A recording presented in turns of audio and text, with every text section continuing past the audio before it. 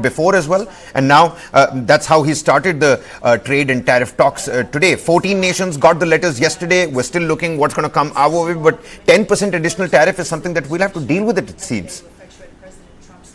So there were conflicting reports in the morning and through the day, in fact, Kabir, that perhaps Donald Trump is going to go soft on this 10% additional tariff for BRICS nations, but he doesn't seem to be in any mood to do that. He has reiterated more than once in this last 48, 49 minutes as he has been live with his cabinet, stating over and over again in front of media from around the world that he will push ahead with the 10% additional tariff on BRICS nations. And there's a reason that he's ascribing to it. Now, one could debate whether that reason holds any ground or not. But the reason is that he feels, Donald Trump says, that he believes that the BRICS nations are trying to destroy the value of the US dollar. Destroy the US dollar is the exact term that he has used. So I think at some level, we are talking about this entire de-dollarization debate, which has been a bone of contention between the US and the rest of the world, especially the BRICS nations, even though many economists believe that a BRICS currency is not really, a viable option,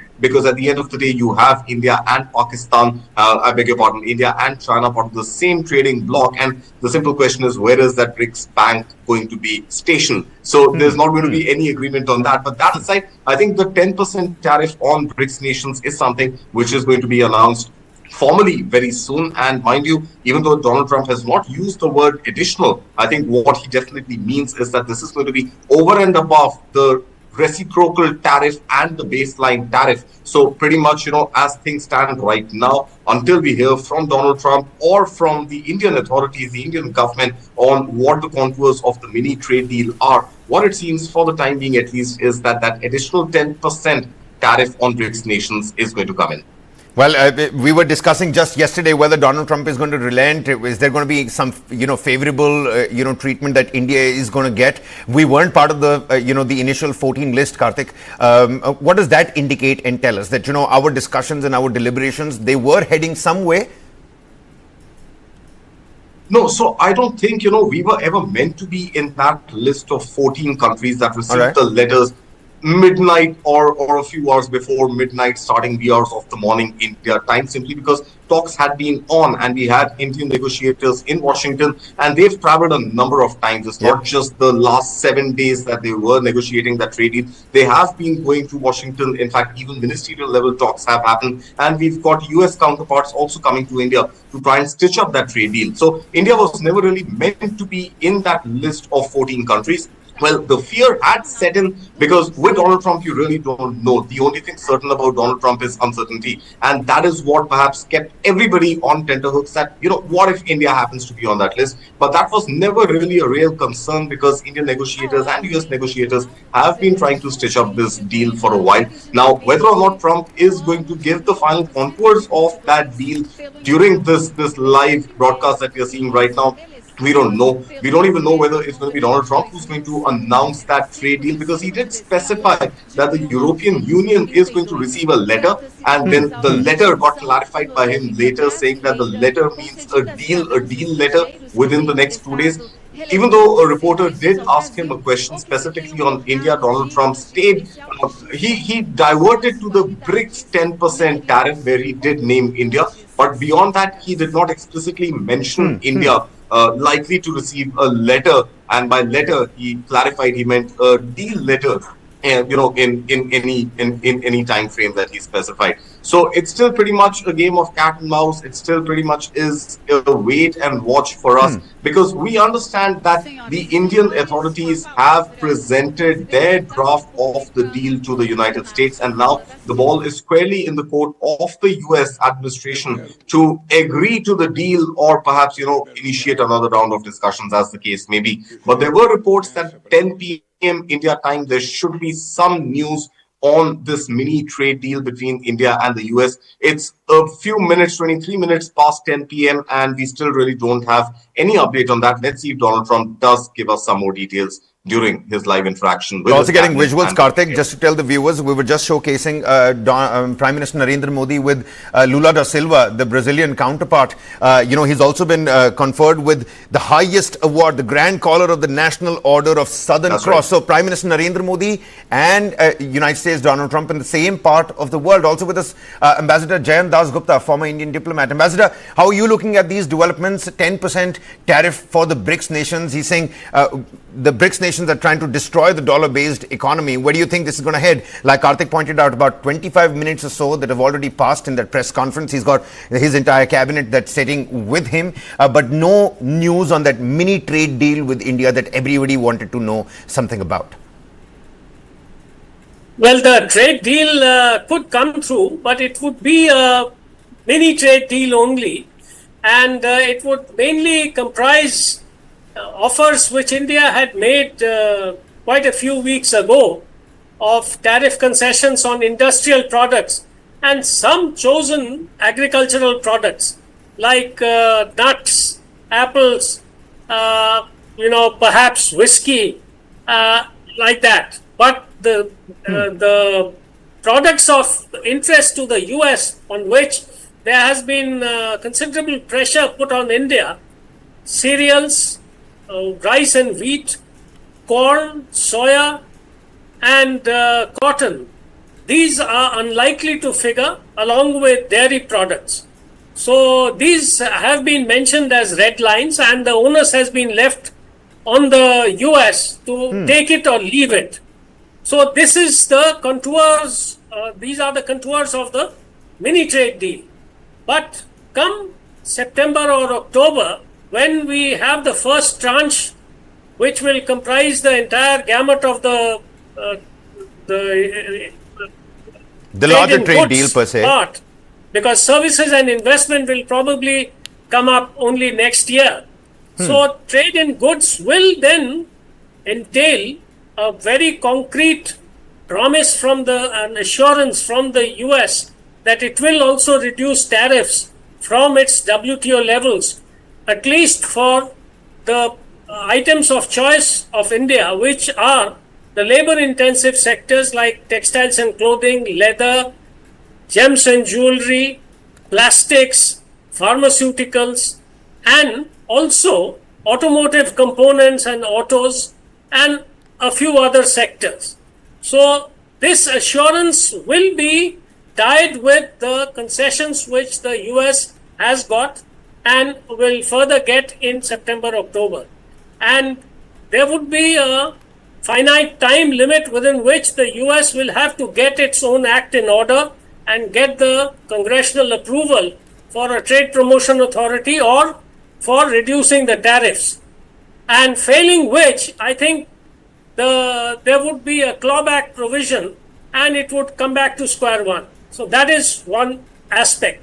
The second aspect is that President Trump has been consistently, for the past few months, he has been trying to break up BRICS and demoralize BRICS by saying that this de-dollarization will attract punitive tariffs, very high tariffs, 100% he mentioned at one point of time, 150%. Now he's come down to 10%, and he's trying to break up the BRICS, which is increasing in size and strength. Now it is 10, with I think Indonesia joining in January. So this, I think the BRICS also is conscious of this, and that is why we have seen very aggressive statements coming out from Russia, Brazil, and of course a moderate statement coming out from South Africa. China has been placatory, but it has also said that it will not yield to coercion, which is a strong word. India has not mentioned anything regarding the tariffs on BRICS, but I'm sure India will stick to BRICS and will face the rough weather which Trump is threatening BRICS Well, with. Ambassador, after being conferred with the highest civilian honor by Lula da Silva, I think it's going to be too soon for India to come out of the BRICS grouping as well. But Karthik, let's put these numbers into perspective. Ambassador spoke about the red lines that have been drawn when it comes to dairy and agriculture. We're already looking at the US Secretary Besant as part of this very press conference that we're also beaming live on our screens. He says US saw $100 billion in tariffs so far in 2025, might just could increase to $300 billion by the end of the year. So help put this number in perspective, and of course the new red lines that we've drawn on the lines of dairy and agriculture. What does that mean essentially as part of that mini trade deal? I think I'll be able to speak a little more confidently about the red lines that have been drawn, because these numbers, and as it goes with Trump administration, fact checking these numbers and really corroborating them is an exercise in itself, and one can really cast some serious aspersions on what Donald Trump and his administration's numbers really add up to. But I wouldn't like to do that specifically right now. But I think the red lines that Ambassador Dasgupta was talking about are fairly clear. India does not want to concede any ground on agriculture. India does not want to concede any ground on dairy. US, on the other hand, wants to push soybean, wants to push maize, wants to push GM, genetically modified agriculture products and seeds to India. In addition to that, US also wants to push its milk, the dairy milk, cow milk specifically, to Indian consumers. Now, the fear that India has, and rightly so, I'm sure Ambassador Dasgupta will agree with me because he has been part of India's delegation and India's ambassador to the WTO. This has been an area of contention for as long as I remember WTO in my early years as well. When former late Finance Minister Arun Jaitley was the Commerce Minister, the bone of contention at any WTO meeting from Doha to Cancun in early 2000s was India protecting its agriculture sector. Now, it's not just a political sort of, hot potato for India. It also happens to be an economic one, given the fact that a large part of the Indian population is dependent on the farm sector, and their income needs to be protected by the government. So one could take a sort of, more economic view of the situation and say that, hey, India must make its agri sector or its dairy sector more competitive. In fact, that was a question that I had asked Ambassador Dasgupta in the morning today when we were having a similar debate, and I seem to understand the point of view of the Indian government better now, that this is a part of the Indian workforce, a part of Indian bread earners that need some sort of a protection, and India is not an aberration. There are countries around the world, including the US, which have been subsidizing their farm sector. So I think our red lines are very clear. We want to protect our agriculture and dairy sector. At the same time, we want to incentivize our labor-intensive sectors, because that is where India's strengths are. Our leather sector, textile sector, apparel sector, gems and jewelry sector. This is where we want more business coming to India. This is where we want to increase India's export potential. So these are most likely to be part of the mini deal, which hopefully should be announced, if not now, perhaps tomorrow. We have a little more elbow room now till the 1st of August. So even the US might want to dilly-dally, may want to, look at it from a fine-tooth comb and really brush all its doubts aside before going ahead and signing off on that mini trade deal. But you never know. I mean, while we are speaking, there might be some announcement being somewhere where we will get to know the final agreement on paper on what that trade deal is. But broadly speaking, India wants more exports to go to the US. India still holds US as its largest trading partner. That's not a reciprocal relationship, because US's largest trading partner is not India. In fact, EU, Canada, Mexico, these are among the top 3 or 4 export or trade partners for the US. But India wants to protect its labor-intensive sector. That is one red line. And the second red line is the farm sector, both agriculture as well as dairy. So I doubt there will be any concessions that India would have made in these two areas in the mini trade deal. But again, I mean, we still have another 2 or 3 months to go. Hopefully, if things go as per the timeline, which has been prescribed and reiterated multiple times by India and the US, that by the fall of this year, which is technically the month of September or October, we are likely to see the first tranche of the bilateral trade agreement, and that first tranche is going to be specifically on manufacturing. So between now and let's say the month of October, maybe November on the outside, we will have to see that the mini trade deal does become a full-fledged first tranche of You're a right. BTA. And the groundwork for that should be done in this mini deal. The Quad Summit is also on the annual. I think it's going to be a great message that these two partners looking at, military and Indo-Pacific Pacific cooperation have ironed out their trade deals before they sit across the table to each other. And, Karthik, you just pointed out that you never know what's going to happen next. Interestingly, Pete Hegseth is sitting right next to the president. Just to tell the viewers, President Trump, he also refused to say whether, because I just told you, he's taken that massive U-turn on weapons to Ukraine as well. And the reporters constantly asking him questions as to who ordered this particular pause, and Donald Trump saying, I don't know, asking the reporters themselves, why don't you tell me who ordered this particular pause? But Ambassador Gupta, we've understood what these red lines are like. Is there a plan B that we have? Is there a plan B in motion if, let's say, things, they don't end up going our way? I'm sorry, I lost you. I couldn't hear what you said.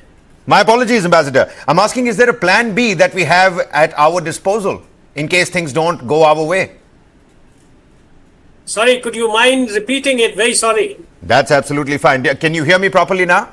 Yes. Is there a plan B? Does India have a plan B? I think we have to also have a medium-term to long-term view. And I would just like to place a few facts.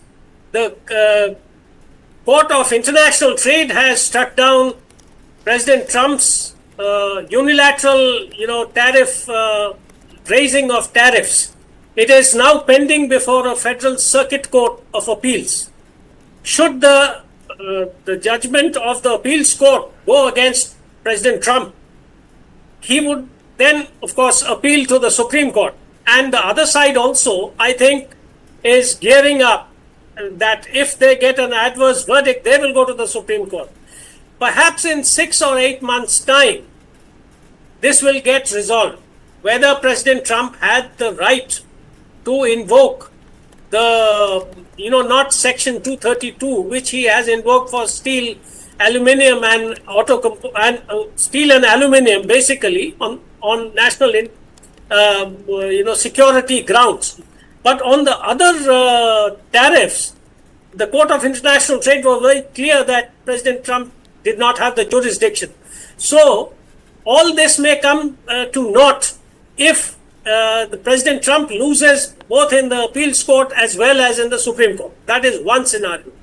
The second scenario is that were India to sign on to a deal and bind itself in perpetuity or for the long term, President Trump is going to go away in January 2029, and the kind of upheaval that the financial market and the economies of countries around the globe are seeing as a consequence of President Trump's unpredictable and warranted, if I may say so, acts.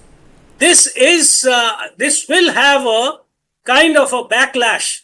The Republicans, they also feel, because the midterm elections will take place next year in November, 2026 November, and they are already being told by their constituents that they are facing inflationary pressures, they are losing jobs. So this is going to be, there would be a pressure coming onto President Trump from the Republicans themselves, apart from the big donors of the Republican Party who own big corporations and such like. So this, I think if we can weather this storm for some more time, maybe 6 months to about a year, of course our exports may suffer as a consequence, but so will the exports of other countries which are our competitors. No, pertinent points that you've raised over there, Ambassador. I was thinking, why don't we dip in? I can see the US President talking. Let's cut right across to the White House. Let's listen into this press conference. Headed up by one of the worst governors in our country, who I used to get along with actually, but he's just, when you lose 25,000 houses and you would have had your cities burned down. If we didn't step in, Los Angeles would have been burned to the ground. But you look at that, and I said, I really know how to build, and you got to have one guy, one contractor, one great one, whether it's IBM or Raytheon is good, but you have 4 or 5 that are really, really great, and they're all bidding against each other. but you don't want to have one doing the wire and one doing the digging and one doing the demolition and then they were all saying they all blame each other because they're saying they were late and therefore you have to pay me millions of dollars more money. I know the system so well, and we're going to have a great company do the whole thing. We're going to get a fantastic price. Maybe we'll get that very big and very strong, and maybe we'll get them to make a contribution toward getting it done at the right price. But we're going to have a great system. When we finish, we will have the best system on earth, done by one of the 2 or 3 best companies. There are only a few. Well, so Karthik, the US president talking about the LA fires. Of course, Greg Abbott, the Republican governor, he's in Texas. Texas going through that, horrid time given the Guadalupe River, overflowing and the flash floods. Really in mourning is what Texas is currently right now. I think we're going to wrap up this segment, but before we do wrap this segment up, Karthik, how about you help us understand the obiter dicta? He's talking about various things, but he is saying that China has been very fair on our trade deal. I speak with China's Xi quite often. He's spoken about the defensive weapons to Ukraine. He's spoken about the 10% tariff on BRICS nations, and he says, I believe copper tariff will be 50%. So, I mean, of course, it's anxious moments for the rest of the world. And we're also glued to our screens looking at what kind of development comes on that mini trade deal. But how is this posturing looking to you like right now? Where's this headed from your own expertise? When you're scouring through your own sources on social media, what other updates might we have missed in the meantime? Right. So I don't think we really missed anything significant on tariffs. But as I understand, Donald Trump is also day after day, hour after hour on every medium, whether it is, a live broadcast of his meeting with his cabinet in the presence of media, or whether it is his Truth Social and screenshots of that going on X. I think Donald Trump is also at some stage, if one can say, a little desperate to stitch up as many trade deals as possible, because the businessman in Donald Trump knows for a fact that if he were to go ahead and impose those tariffs, even the 25% tariffs on South Korea and Japan, which are part of the first 2 letters that were released yesterday, he is going to import inflation.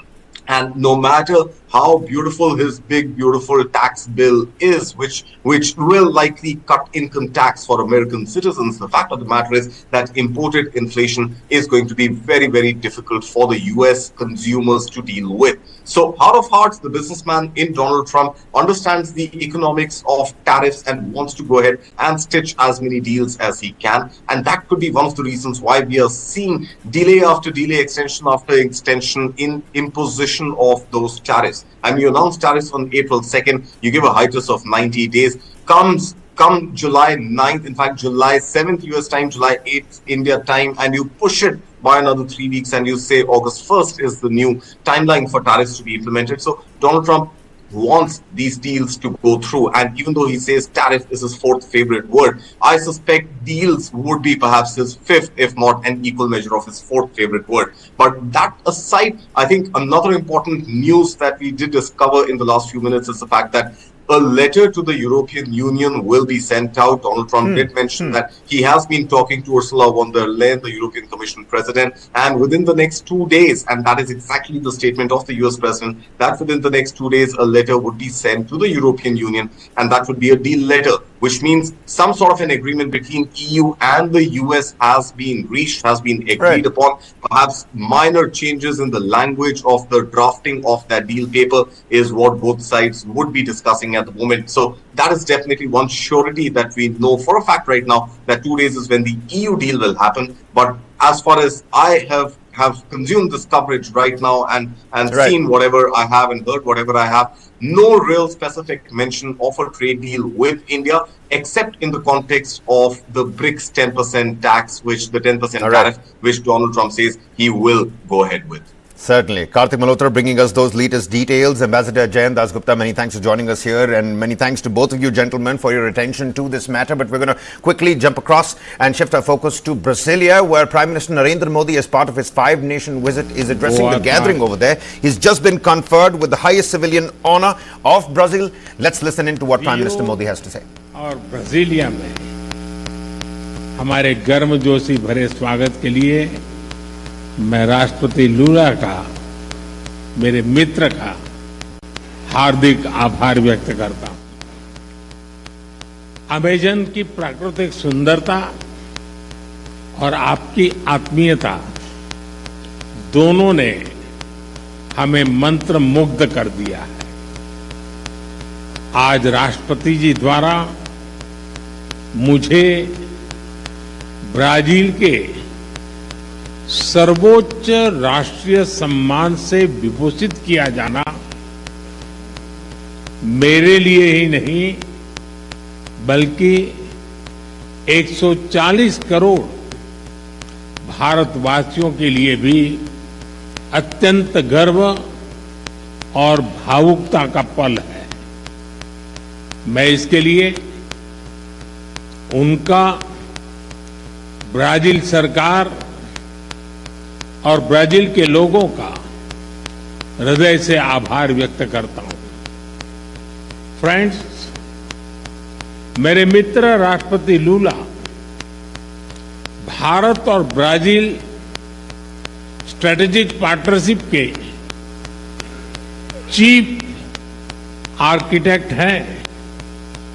हमारे संबंधों को प्रगाढ़ करने में उनकी महत्वपूर्ण भूमिका रही है।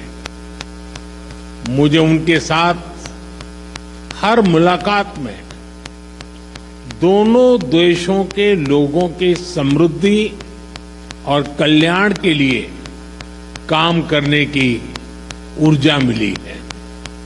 मैं इस सम्मान को भारत के प्रति उनकी गहरी प्रतिबद्धता और हमारी अटूट मित्रता को समर्पित करता हूं।